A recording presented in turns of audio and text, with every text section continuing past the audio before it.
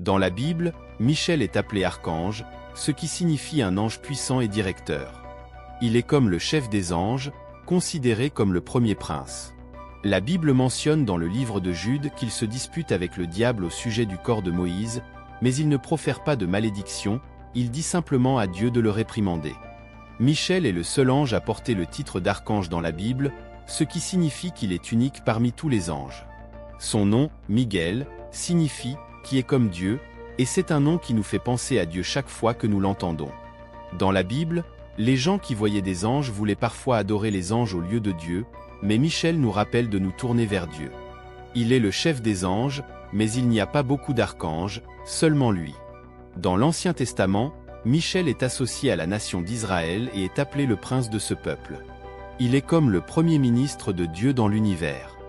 Il est aussi le messager de Dieu qui apporte les lois et les jugements. Dans le livre de Daniel, il est dit qu'il se lèvera pour protéger le peuple de Dieu dans les moments difficiles. Miguel est un puissant guerrier. Dans la bataille finale entre le bien et le mal, il dirigera les anges contre Satan et ses démons. Ils gagneront cette bataille et Satan sera vaincu. Satan, également appelé le diable, était autrefois un ange nommé Lucifer. Il s'est rebellé contre Dieu et a été expulsé du ciel. Il lutte toujours avec Dieu, mais sa défaite est certaine. Certains se demandent comment ce conflit s'est produit dans l'univers créé par Dieu. La Bible ne nous donne pas toutes les réponses, mais nous savons que les anges sont tombés parce qu'ils se sont rebellés contre Dieu. La rébellion des anges a eu lieu avant la chute d'Adam et Ève dans le jardin d'Éden. Nous ne savons pas exactement quand, mais c'est l'un des plus grands désastres de l'histoire de la création. La création angélique était bonne jusqu'à cette rébellion. Le temps qu'Adam et Ève ont passé dans le jardin avant que les anges ne tombent et que Satan ne soit tenté est quelque chose que nous ne connaissons pas. Ce sont des questions qui restent sans réponse. Nous semblons désormais être confrontés à un conflit mondial. Il existe des textes anciens qui racontent les origines de ce conflit. On dit qu'il existait un être tombé du ciel, comparé à une étoile brillante du matin, qui avait de grandes ambitions et le désir de s'élever au-dessus de tout. Cet être se voulait semblable à l'être suprême et occupe une place prépondérante. Avant cela, vivait un ange incroyablement beau et sage. C'était dans le jardin de Dieu et était décoré de toutes les pierres précieuses. Cependant, il était plein de fierté pour sa beauté et sa sagesse, ce qui l'a amené à s'écarter du droit chemin. En raison de sa cupidité et de sa violence, il fut expulsé de son poste élevé et exilé. Certains croient que de nombreux autres anges se sont également joints à lui lors de cette rébellion. Cette bataille ne se limitait pas seulement au ciel, mais se déroulait également sur terre. On pense que cette lutte épique culminera dans un événement appelé Armageddon, au cours duquel une armée dirigée par le Christ triomphera des forces des ténèbres. Étonnamment, les Saintes Écritures désignent souvent les anges comme des étoiles, c'est pourquoi cet être déchu est appelé l'étoile du matin avant sa chute. Il y a aussi une histoire selon laquelle un tiers des étoiles serait projeté sur Terre par cet être déchu. Ce combat ne se limite pas à la Terre, cela affecte l'univers entier.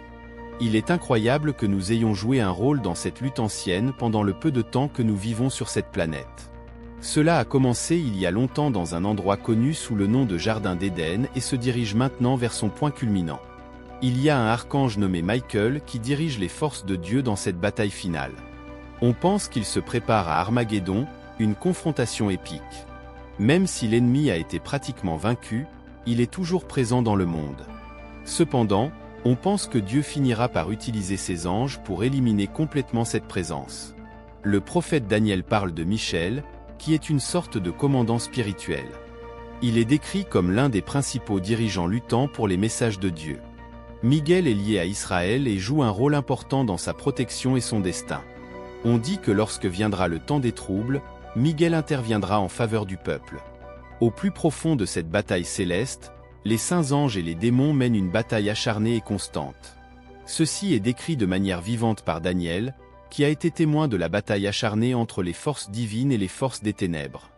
Le combat se déroule à différents niveaux, tant dans le domaine spirituel que dans le monde physique. Chaque fois que Miguel est mentionné, cela a à voir avec ce combat. Dans Daniel, chapitre 10, verset 13, l'ange Gabriel évoque l'intervention de l'archange Michel dans la lutte contre les forces démoniaques. Cet épisode reflète également l'importance des influences angéliques dans les affaires humaines. La bataille entre les anges dédiés à Dieu et les anges déchus alliés à Satan joue un rôle important dans le récit biblique. Daniel décrit cette lutte de manière vivante, montrant comment Michel est intervenu pour s'assurer que le message divin lui parvienne. En fin de compte, cette bataille cosmique fait partie d'un grand récit de rédemption et de triomphe du bien sur le mal. Michael, en tant que protecteur divin et guerrier, joue un rôle clé dans cette histoire, contribuant à garantir que la volonté de Dieu prévaut au milieu d'un conflit spirituel. Veuillez vous abonner à la chaîne. Merci d'avoir regardé.